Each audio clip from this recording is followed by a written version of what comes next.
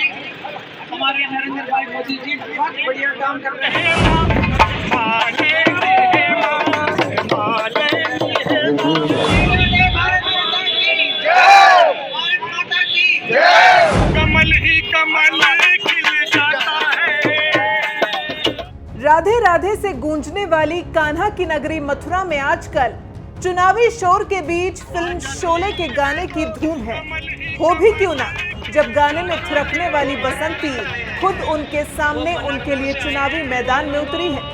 साल 2014 के आम चुनाव में जीतकर दिल्ली पहुंचने वाली हेमा मालिनी को बीजेपी ने इस बार फिर से मथुरा से टिकट दिया है, तो दोबारा दिल्ली पहुंचने की चाह में हेमा मालिनी इन दिनों मथुरा में ही है और जमकर चुनाव प्रचार कर रही हैं। अभी हाल ही में गेहूं की फसल काटने खेतों में पहुंचने वाली हेमा मालिनी 5 अप्रैल को फिर एक बार खेतों में नजर आईं। इस बार वो आलू के खेतों में पहुंची तो खेतों से आलू बीनना और साथ ही जो हाथ कभी महंगी गाड़ियों की स्टीयरिंग को घुमाते थे, उन हाथों को उन्होंने खेतों में चलने वाले ट्रैक्टर पर भी आजमाया।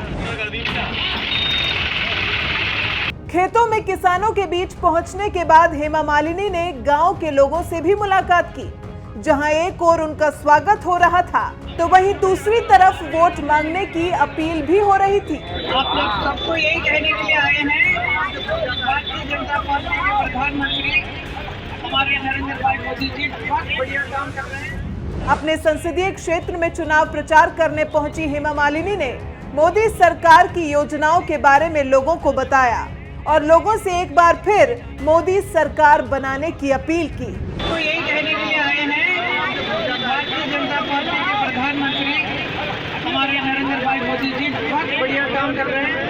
बहुत सारी योजनाएं लाए हैं, इन सबका आप लोगों के लिए ये समर्पित किया है। देश के लिए, देश की जनता के लिए, महिलाओं के लिए ऐसे ऐसे योजनाएं जो बहुत जरूरी था। पिछले कई सालों से ये सब नहीं था जो आज उपलब्ध किया है, जैसे उज्ज्वला योजना, सौभाग्य योजना, आयुष आपके साथ तो आप ये जरूर जिताइए तो आगे भी बहुत विकास होगी, यही कहने के लिए आए हैं। बहुत बहुत धन्यवाद। भारत माता की जय, भारत माता की जय, भारत माता की जय। हर मालिनी हेमा, मालिनी हेमा, मालिनी हेमा। कोई अभिनेत्री बीजेपी में आ जाती है तो कमल ही कमल खिल जाता है।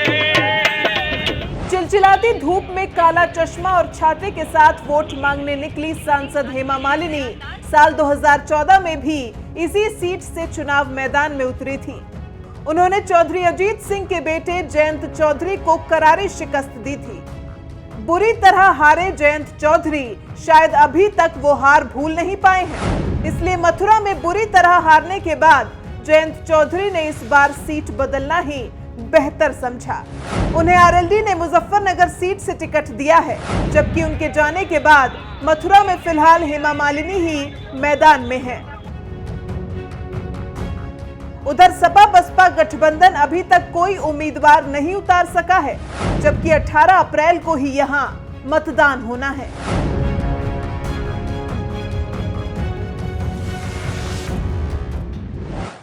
भाई और बहनों, करप्शन के साथ साथ कांग्रेस ने देशद्रोहियों और पाकिस्तान को खुश करने का भी अभियान छेड़ रखा है और ये कोर्ट में चार्जशीट आई। बाहें चढ़ा चढ़ा करके, सीना तान करके टौने मारते रहते थे। पत्रकारों के बीच जाने की हिम्मत का वादा करते थे। आज मैंने सुना कि पत्रकार उनके पास जाकर के नामदार को हेलीकॉप्टर, कोर्ट में चार्जशीट, उसके लिए सवाल पूछने गए तो ऐसी झापट मार के भाग गए।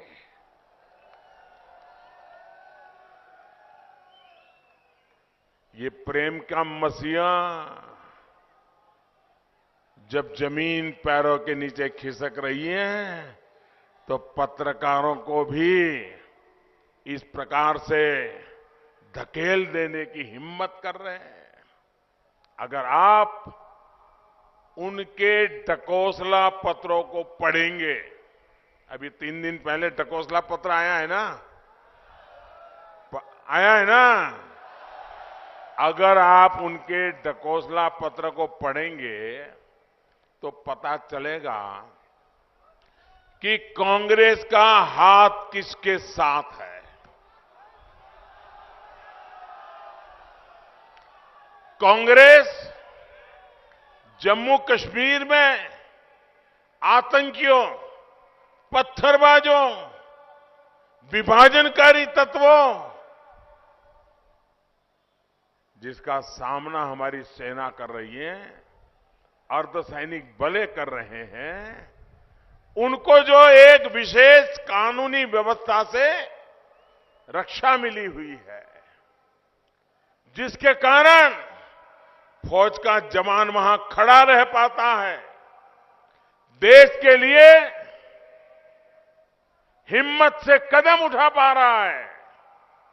अब वो कह रहे हैं, ढकोसला पत्र में कहा है कि अगर वो सरकार में आएंगे तो हमारे सुरक्षा बलों को, हमारी सेना को जो ये रक्षा कवच मिला है उसको वो हटा लेंगे।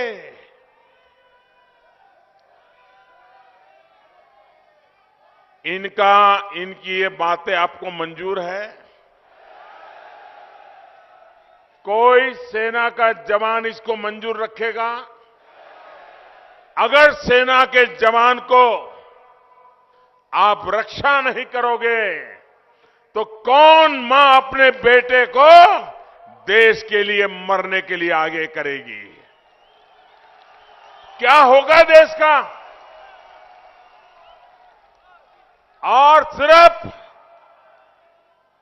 वोट पाने के लिए ये पाप कर रहे हो आप? अरे लानत है आपकी राजनीति पर। भाइयों बहनों,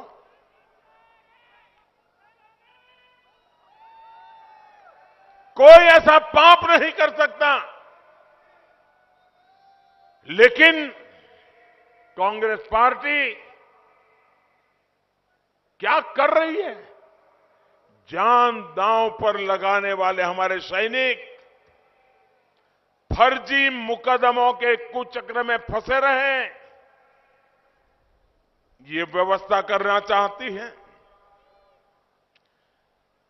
उनका मोरल टूट जाए, उनका हौसला खत्म हो जाए, कोई भी उन पर आरोप मढ़ सकता है, कोई भी आतंकवादी कोई भी प्रकार की एफआईआर करवा सकता है, बंदूक की नोक पे करवा सकता है। तब देश के जवानों का क्या होगा? पाकिस्तान से पैसा लेकर जो पत्थरबाजों को भड़काते हैं, ऐसे लोगों से कांग्रेस खुलेआम कहती है कि हम उनसे बातचीत करेंगे।